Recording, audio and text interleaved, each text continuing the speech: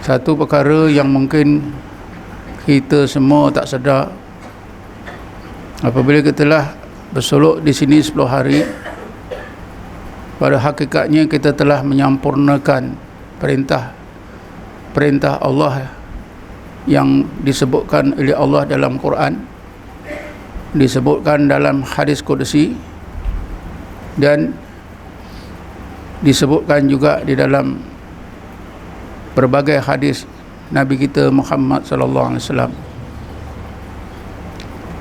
Apabila kita bersolok di sini, berarti kita telah menyahut seruan Allah dalam firman-Nya, Bismillahirrahmanirrahim, wadhkur rabbaka fi nafsika tadarruan wa khifatan wa dunal jahri minal qawli bil ghudwi wal asal wala takum minal ghafilin. Hendaklah kamu sebut dan ingat nama Tuhan kamu Allah di dalam hati kamu, dalam keadaan hati kamu takut dan merendah diri, tanpa ada suara sepanjang siang dan malam. Janganlah kamu menjadi orang yang berhati lalai. Kita tak sangka bila kita beramal di sini solok 10 hari, kita dah buat perintah Allah ni. Bagaimanakah besar rahmat yang Allah kurniakan kepada kita. Kita juga sudah menyambut seruan Allah dalam firman-Nya yang saya bacakan sebagai mukadimah ucapan saya tadi. Bismillahirrahmanirrahim. Ya ayyuhalladzina amanu dzkurullaha dzikran katsira wasabbihu bukratan wa asila. Wahai orang-orang yang beriman, hendaklah kamu berzikir sebanyak-banyaknya, bertasbihlah kamu sepanjang siang dan malam. Di sini kita dah buat, kita tak sangka. Ketiga, kita juga sudah menyambut seruan Allah dalam firman-Nya daripada surah Muzammil ayat yang ke-8. Bismillahirrahmanirrahim. Wadhkur isma rabbika wa tabattal ilahi tabtila. Hendaklah kamu ingat dan sebut nama Tuhan kamu Allah, dan hendaklah kamu tabtil kepadanya dengan sebenar-benar tabtil. Kita di sini memang sebut Allah, Allah, Allah, Allah ni sampai mabuk, sampai tak larat. Juga kita tabtil kepada Allah. Tabtil itu ialah kita bersolok. Hendaklah kamu tabtil kepadanya dengan sebenar-benar tabtil.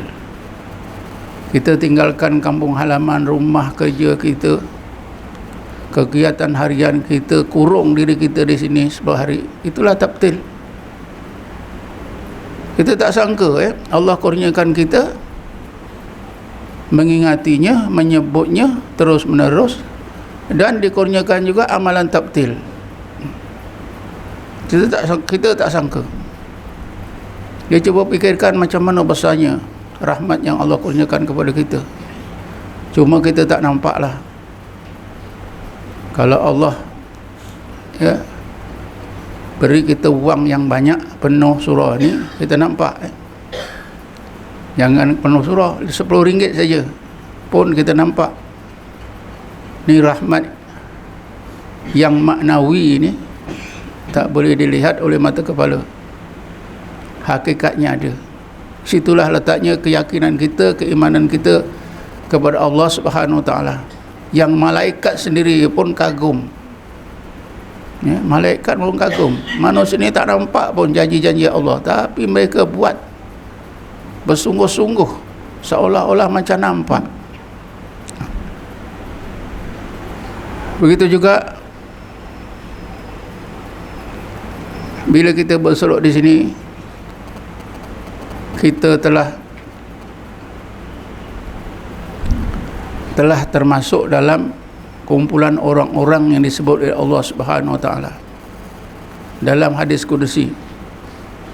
Ana inda dhanni abdi bi wa ana ma'hu idza dzakarani wa idza dzakarani fi nafsi dzakartuhu fi nafsi fa idza dzakarani fi mala'in dzakartuhum fi mala'in khairum minhum fa idza ja'ani sibron ji'tuhu zira'an wa idza ja'ani zira'an ji'tuhu ba'an wa idza ja'ani masyatan ji'tuhu harwalatan. Aku di dalam keyakinan hambaku itu merasa dirinya bahawa aku berserta dengan dirinya. Kalau kita yakin kepada Allah, kita rasa semuanya dengan Allah. Wa huwa ma'akum aina ma kuntum. Allah serta kamu di mana pun kamu berada. Kita memandang dengan qadrat iradah Allah, kita mendengar dengan qadrat iradah Allah, kita berjalan, ya, kita makan jadi kenyang yang mengenyangkan qadrat iradah Allah, kita tidur dengan rahmat Allah, ya. Semuanya berserta dengan Allah. Kalau kita yakin, fa idza dzakarani ana ma'hu idza dzakarani, aku berserta hamba-Ku itu sekiranya hamba-Ku itu mengingati aku. Kita dah ingat Allah, Allah, Allah, Allah. Jadi Allah dah berserta dengan kita. Setengah ulama kata rahmatnya. Syekh Abdul Wahab Syarani dalam kitabnya Yawaqid wal Jawahir, yang berserta dengan kita, setengah ulama ahli sunnah mengatakan sifat-sifatnya saja. Setengah ulama ahli sunnah wal jamaah mengatakan kalau dah sifatnya juga dengan zatnya, kerana as-sifatu ainuz zat. Sifat itu ialah zat Allah. Yang mendengar itu zatnya, yang melihat itu zatnya, bukan ada mata. Allah melihat, zatnya itu melihat, zatnya itu mendengar. Kalau makhluk melihat dengan mata macam kita, ya. Bukan tubuh kita, bukan zat kita, tapi Allah melihat dengan zatnya. Aja begitulah kata Syekh Abdul Wahab Syarani dalam kitabnya Yawaqid wal Jawahir, yang berserta dengan kita ini, ya, boleh dietikadkan sifat-sifatnya saja, boleh dietikadkan sifat dan zatnya, tapi tak boleh nak dibayangkan.